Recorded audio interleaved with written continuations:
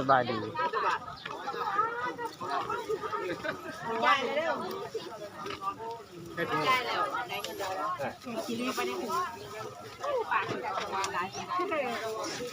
ไก่เมื่อแล้วเหลืออีก5 ตัวเหลืออีก5 ตัวเนี่ยเหลือซ้ำนี่มียังอ่ะ5 ตัวปลาคอ3 4 5ปลาดุกเมื่อแล้วปลาดุกไปเลยปลาดุกปลาเข็งปลาหมอบ่เหลือไปกี่เดือนปลาหมอดิข้าวปลาเดียว2 ห่อกินแต่เขาเลยเหรอ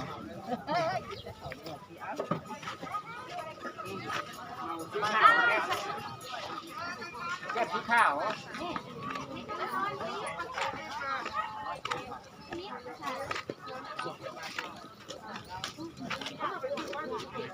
มียังอันนี้มีแต่ไพ่มีแต่คนเบิ่งคนมีคนซื้อมีแต่คนเบิ่งซื้อแม่นมาโอเคจ้ะยังไงยังกันไปแล้วกูสั่งกับคนมาใช่แล้วจะได้เด้อเจ้าหรือว่าไปเล่นเล่แบบประโดประเดี๋ยวเลยแล้วกระจายกันมาเอา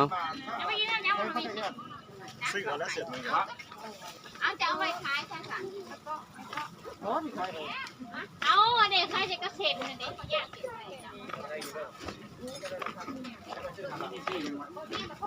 ตำหุงบ่แซ่บซื้อยังวะเป็นบุญตาซื้อปีไก่ได้ซื้อปีไก่ได้มียังไงเจ้าซื้อยังไงน่ะม่วงแก๊บยิ้ม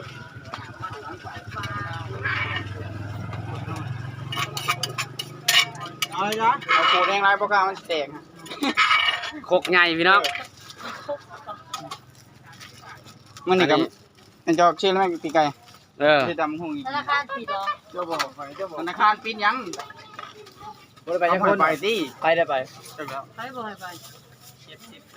โอ้ยสิไปเบิร์ดด้วยดีเข้าบ่ดาหัวไปแล้วนะไปเบิร์ดโหลดกันแล้วได้ตำหัวตำชั่วก็ได้บ่ครับตำปลาเท่าไหร่50เอาให้นะมะม่วงอันนี้แซ่บเด้อมะม่วงใหญ่บ่มะม่วงมะม่วงใหญ่เนี่ยลืมยังได้บัดนี้ลืมว่าบ่มีเงินงั้นเหรอก็เลยบ่ได้กินข้าวแล้ว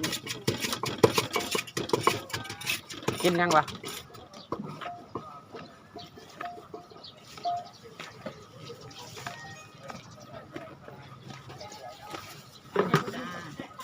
ห่อยังอันนี้ห่อใบตองเด้อพี่น้องสมยังครับสมหมูสมจักบาท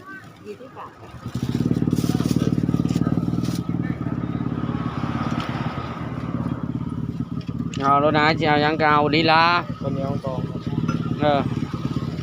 ธนาคารผมดีบอกมันขายอย่างเดียวมาเบิ่งซื้อขายอย่างเดียว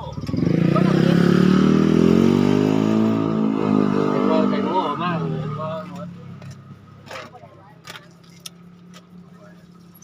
กินยังเด้มันอยากสิแซ่บ